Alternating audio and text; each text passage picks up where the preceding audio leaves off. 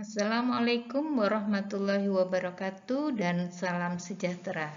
Salam anak-anak, masih bersama Bu Hesti, kita akan melanjutkan pertumbuhan dan perkembangan tumbuhan bagian kedua. Kali ini kita akan belajar bagaimana cara memaknai atau memberi arti pada kosakata baru. Dan kita juga akan belajar bagaimana membuat kalimat dari kosakata yang kita pelajari. Semua ini ada di tema 1 subtema 4. Anak-anak, kalian pasti menyukai bunga. Dan gambar Bu Hesti juga gambar bunga. Kali ini kita akan belajar kosakata baru melalui bunga nasional. Seperti biasa, di setiap akhir pembelajaran, Bu Hesti selalu mengharapkan anak-anak memahami sesuatu. Kali ini Bu Hesti berharap anak-anak memahami makna kosakata baru yang berkaitan dengan pertumbuhan dan perkembangan. Maksudnya, anak-anak dapat menemukan kata baru, kemudian anak-anak memberi artinya.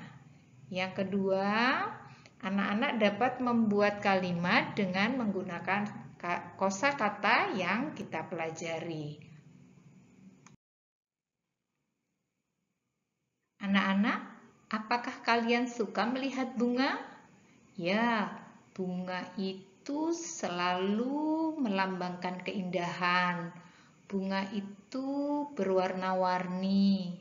Rasanya senang sekali bila kita melihat bunga. Demikian juga dengan Bu Hesti.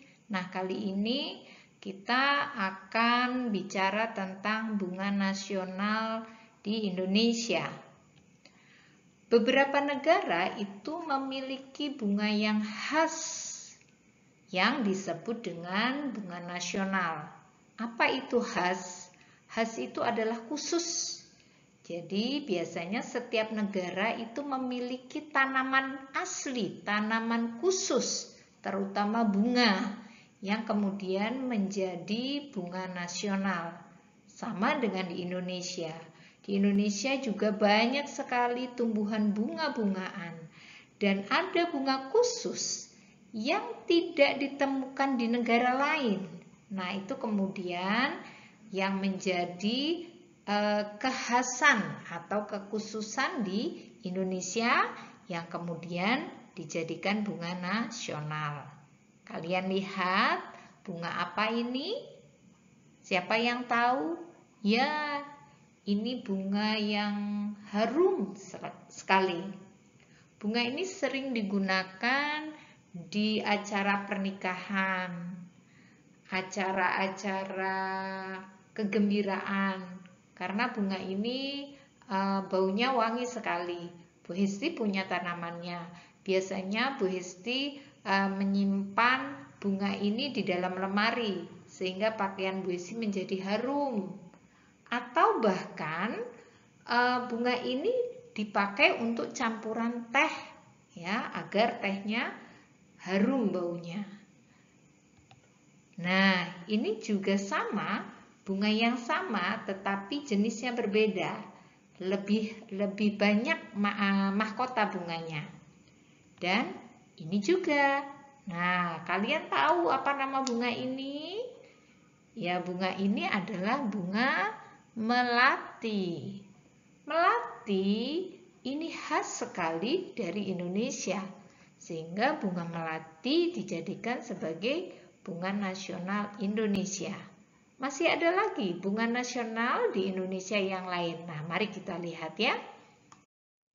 Oke, anak-anak, selanjutnya kita akan melihat bunga anggrek. Anak-anak pernah tahu bunga anggrek? Seperti apa anggrek itu? Ya, anggrek itu banyak sekali jenisnya seperti ini. Bu Hesti tunjukkan. Ini anggrek yang berwarna biru. Ada juga anggrek yang berwarna putih, berwarna ungu, berwarna merah. Coba kalian lihat mahkota bunganya juga berbeda-beda. Ini anggrek yang berwarna hijau, cantik sekali. Lalu ini anggrek yang berwarna kuning, juga bentuk mahkotanya berbeda. Ini anggrek yang sering disebut anggrek bulan. Ini anggrek hitam. Anggrek hitam ini banyak di Kalimantan Timur, di daerah Kutai Barat, ya. Di daerah Melak itu ada taman anggrek hitam, namanya Kresik Luwai, ya. Kemudian ini anggrek yang berwarna ungu. Dan anak-anak, di Indonesia masih banyak lagi jenis anggrek. Bu Histi tidak dapat menunjukkan karena tempatnya terbatas. Tapi ketika anak-anak searching di Google Image, anak-anak bisa menemukan banyak jenis bunga anggrek. Mungkin mama juga di rumah menanam bunga anggrek ya. Nah, masih ada satu lagi bunga yang disebut sebagai bunga nasional di Indonesia. Bunga apa itu? Mari kita lihat. Nah, sekarang anak-anak coba kita lihat bunga yang satu ini. Kalian tahu tidak ini bunga apa? Bunga ini besar sekali dan cantik. Bunga ini tidak memiliki batang dan daun. Ya, bunga ini hanya ada di Pulau Sumatera dan pertama kali ditemukan di Bengkulu dan Lampung. Anak-anak, ini namanya adalah bunga Rafflesia arnoldi. Ya, bunga ini sangat langka. Bunga ini tidak mudah tumbuh. Rafflesia arnoldi itu merupakan tanaman yang tumbuh pada pohon tertentu. Jadi tidak sembarang pohon yang bisa ditumbuhi oleh bunga Rafflesia arnoldi. Maka dia disebut parasit. Ya, anak-anak. Nah, ini sangat langka, tidak ditemukan di tempat yang lain. Selain itu ada juga bunga yang lain. Coba kalian perhatikan. Nah, ini namanya adalah bunga bangkai. Mengapa disebut bunga bangkai? Karena baunya seperti bangkai, seperti binatang yang sudah mati dan membusuk. Rafflesia arnoldi juga berbau yang sama, tetapi berbeda nama, ya. Karena kalau bunga bangkai itu tidak tumbuh di pohon, di tanaman yang lain. Bunga bangkai itu tumbuh di tanah dan memiliki umbi, ya. Dan ada contoh yang lain. Ini juga contoh bunga bangkai. Bunga bangkai ini besar anak-anak, coba lihat yang ini. Betapa besarnya sehingga tampak manusia di bawahnya menjadi kecil. Dan ini juga. Ini sama-sama spesies dari bunga bangkai. Dan bunga bangkai ini juga sama ditemukan hanya di Sumatera. Namun, bunga bangkai ini mulai dikembangkan agar tidak punah, ya, dengan menggunakan umbinya dan ada bijinya. Hanya kalau biji agak lama, maka dia sekarang sudah mulai ditanam di beberapa negara, termasuk di Kebun Raya Bogor sudah ada. Tetapi untuk Rafflesia arnoldi itu sulit dikembangkan karena itu merupakan parasit. Nah, anak-anak, ternyata Indonesia luar biasa. Tuhan memberikan karunia berupa bunga yang tidak dimiliki oleh negara lain. Kita harus berbangga. Nah, anak-anak, melati, anggrek, kemudian Rafflesia itu adalah bunga nasional Indonesia. Seperti Bu Hesti katakan sebelumnya bahwa negara-negara lain itu juga memiliki bunga nasional. Contohnya seperti ini. Kalian tahu bunga apa ini? Ya, ini adalah bunga mawar. Bunga mawar ini bermacam-macam warnanya, bermacam-macam bentuknya. Di rumah kalian mungkin ada tanaman bunga mawar, tapi bunga mawar ini bukan asli Indonesia. Bunga mawar ini merupakan bunga nasional dari Inggris, ya. Jadi kalian tahu bahwa bunga mawar ini memang asalnya dari Inggris. Mari kita lihat bunga nasional dari negara yang lain. Nah, kalau yang ini kalian tahu bunga apa? Ya, hebat. Anak-anak sudah ada yang tahu. Ini namanya bunga tulip. Bunganya cantik sekali. Bunga ini juga berwarna-warni, luar biasa. Seperti ini. Coba kalian lihat. Bentuknya juga berbeda. Ada yang lebih panjang, ada yang lebih merekah. Tapi luar biasa. Warnanya kalian bisa lihat. Ada yang kuning, ada yang ungu, putih, merah, merah muda. Luar biasa. Bu Hesti sangat mengagumi kekuasaan Tuhan ini melewati ciptaan bunga-bunganya. Coba kalian pikir, siapa yang bisa menciptakan ini kecuali Allah? Apakah manusia bisa menciptakan bunga secantik ini? Tentu tidak. Mungkin melukisnya bisa, tetapi menciptakannya itu hanya kuasa Tuhan. Nah, anak-anak tahu dari mana bunga ini berasal?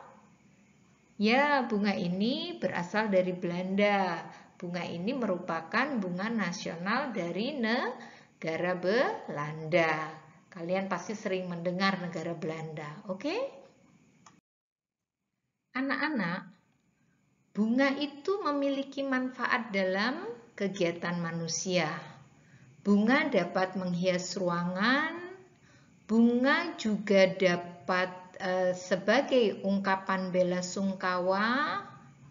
Kalian tahu apa itu bela sungkawa? Bela sungkawa ini adalah istilah yang digunakan untuk menyatakan rasa duka cita. Rasa duka cita itu kita berikan bila ada yang meninggal dunia. Ketika kita bergembira, kita juga bisa mengungkapkannya lewat bunga. Ya, ketika ada pernikahan, kelahiran adik bayi, itu kita bisa memberikan bunga. Atau kita juga dapat memberi ucapan selamat dengan bunga. Masih ada yang lain, Nak. Bunga juga dapat dijadikan sebagai sebagai bahan makanan. Ada bunga yang digunakan untuk menjadi pewarna, bunga yang digunakan untuk diambil harumnya sebagai parfum. Seperti tadi Bu Esi katakan, melati juga digunakan untuk menambah harum dari teh. Jadi bunga ini luar biasa. Bisa juga dipakai, sebagian bunga ada yang dimakan. Contohnya bunga pepaya itu juga bisa dimakan. Oke ya anak-anak, karena banyaknya manfaat bunga bagi manusia, maka bunga ini kemudian bisa diperbanyak, dikembangbiakkan, dibuat banyak oleh manusia, bahkan dibuat persilangan. Jadi warnanya dicampur dengan namanya persilangan. Lalu bunga-bunga ini dijual. Ya, bunga-bunga ini dijual di pasar atau di kios bunga seperti ini. Ya, anak-anak, jadi bunga itu sekarang sudah menjadi barang yang dijual dan mahal juga harganya. Oleh karena itu, anak-anak, petani-petani bunga itu juga pendapatannya bisa sama dengan petani-petani sayuran, buah, ya, karena orang-orang mulai banyak menyukai bunga, ya, seperti ini. Oke? Nah, sekarang Bu Hesti akan memberikan sebuah teks tentang bunga nasional. Teks atau bacaan ini Ibu ambil dari buku tema 1 halaman 161 dan 162. Nah, ini lihat, kalian bisa temukan teks ini di buku tema kalian. Puisi akan bacakan ya. Beberapa negara memiliki bunga nasional. Bunga nasional adalah bunga yang dapat mewakili karakteristik sebuah bangsa dan negara.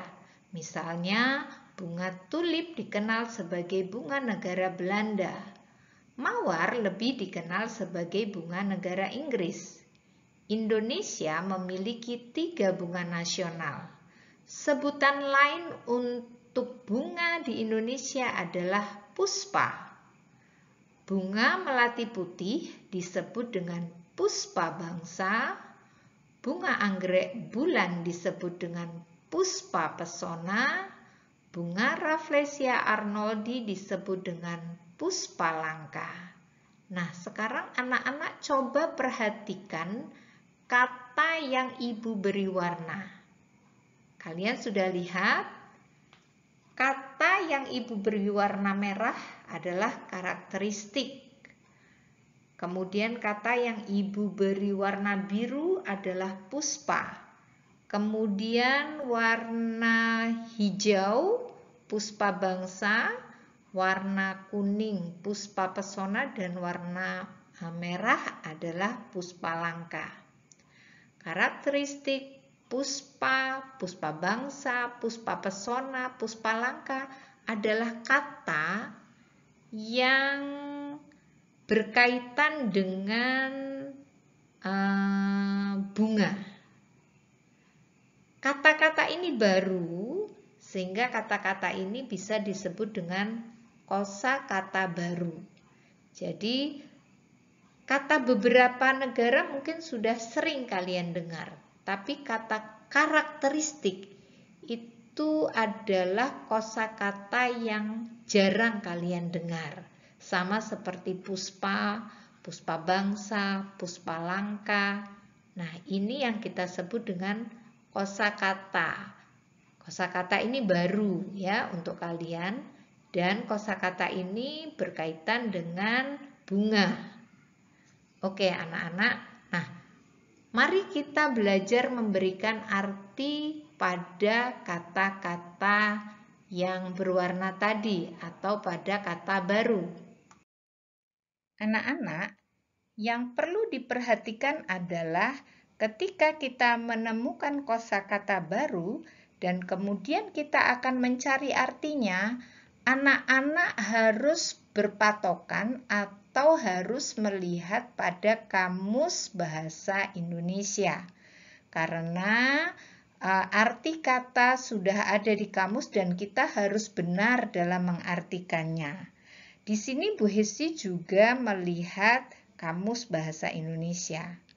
Yang pertama adalah kata karakteristik yang tadi kita temui. Karakteristik itu artinya mempunyai sifat khusus, ya, atau sifat yang khas.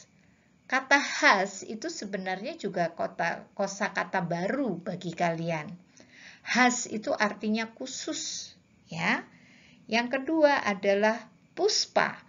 Puspa adalah kata yang dipakai untuk menggantikan bunga. Jadi puspa itu artinya sama dengan bunga. Bagaimana dengan puspa bangsa? Puspa bangsa itu artinya bunga bangsa. Ini adalah sebutan yang digunakan atau yang dipakai untuk bunga melati. Puspa pesona itu juga sebutan untuk bunga anggrek. Dan puspa langka, ingat puspa itu artinya bunga, langka itu jarang, ya. Ini adalah sebutan yang digunakan untuk Rafflesia atau bunga Rafflesia. Selanjutnya tadi kita juga bertemu dengan kata bela sungkawa. Seperti Bu Hesti sampaikan sebelumnya, arti bela sungkawa itu adalah pernyataan turut berduka cita. Jadi kalau ada yang meninggal, maka kita menyatakan saya ikut berbela sungkawa. Ya. Selanjutnya adalah kios. Sering kalian dengar kata kios, apa artinya? Ya, kios itu artinya toko kecil. Ya, jadi ini adalah kosakata yang kita temukan di bacaan lalu kita artikan. Nah, sekarang selanjutnya kita akan mencoba membuat kalimat baru dengan menggunakan kosakata yang baru saja kita pelajari. Bu Hesti akan mencontohkan bagaimana cara membuat kalimat dengan kosakata yang baru tadi. Oke, pertama kita akan menggunakan kata karakteristik. Nah, tumbuhan lumut memiliki karakteristik yang berbeda dengan tumbuhan tomat. Artinya, tumbuhan lumut memiliki sifat yang khusus atau sifat yang khas yang berbeda dengan tumbuhan tomat. Selanjutnya Bu Hesti akan menggunakan kata puspa bangsa. Keindahan puspa bangsa di Indonesia sudah terkenal di dunia. Nah, anak-anak tahu nggak puspa bangsa tadi sebutan untuk apa? Ya, bunga melati. Jadi kita bisa mengartikan keindahan bunga melati di Indonesia sudah terkenal di dunia. Ya. Oke, selanjutnya contoh ketiga. Ayah menjual bunga di kios dekat pasar. Kios tadi apa artinya? Kios adalah toko kecil, sehingga kalau kita artikan ayah menjual bunga di toko kecil dekat pasar. Bagaimana anak-anak? Anak-anak sudah bisa? Oke, sekarang kita coba kata bela sungkawa. Siti ikut berbela sungkawa atas meninggalnya Paman Udin. Artinya, Siti ikut menyatakan duka cita atas meninggalnya Paman Udin. Ya, anak-anak bagaimana? Anak-anak sudah bisa memahami apa yang Ibu jelaskan? Oke, mari kita lanjutkan ya. Jadi anak-anak pasti sudah bisa membuat contoh kalimat yang lain dengan menggunakan kosakata tadi. Kosakata yang sudah kita pelajari. Anak-anak, kosakata baru atau kosakata yang lain itu masih banyak, ya. Kalian dapat temukan kosakata baru itu di buku tema 1, ya.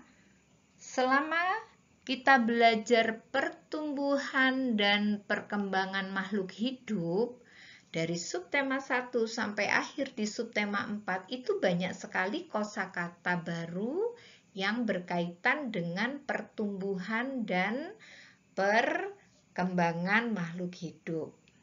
Apakah kata mesin itu adalah kosakata yang berkaitan dengan pertumbuhan dan perkembangan makhluk hidup? Ya, sepertinya bukan ya. Jadi anak-anak bisa menemukan yang lain, kosakata yang lain ya. Berikutnya, silakan anak-anak cari, dibuka bukunya, kemudian dicari dan dicatat apa saja kosakata yang kalian dapat. Boleh minta bantuan mama, boleh minta bantuan kakak. Semakin banyak kamu temukan, semakin baik. Dan ingat, apabila anak-anak akan mengartikan, ya, carinya di mana? Di Kamus Bahasa Indonesia. Selanjutnya, kalian coba buat kalimat. Kalimatnya tidak usah yang panjang-panjang, kalimatnya sederhana saja. Tapi ada kata kerjanya ya, ada subjeknya, ada kata kerjanya. Nah, lalu kalian coba memasukkan kosakata baru itu dalam kalimat. Seperti contohnya Bu Hesti tadi.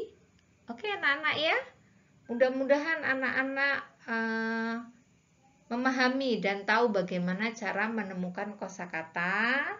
Kemudian anak-anak coba artikan kosakatanya melalui Kamus Bahasa Indonesia. Dan yang terakhir, coba buatlah kalimat dengan menggunakan kosakata itu. Apa gunanya, Bu Hesti? Dengan demikian, anak-anak akan memiliki banyak sekali simpanan kata-kata di pikiran kalian. Satu saat nanti, kalian akan dapat menggunakan kosakata baru itu ketika kalian bicara atau ketika kalian diminta untuk mengarang atau menulis. Semakin banyak kosakata yang kita simpan di kepala kita, semakin baik cara kita berbahasa, ya. Jadi kalau kita ingin berbahasa yang baik dan benar, itu harus punya simpanan kosakata yang banyak. Oke anak-anak, mudah-mudahan anak-anak sekarang jauh lebih paham. Oke, akhir kata Bu Hesti ucapkan terima kasih atas waktu kalian mendengarkan penjelasan Bu Hesti dan selamat mencoba. Salam anak-anak, jumpa lagi di pertemuan kita yang lain. Bye.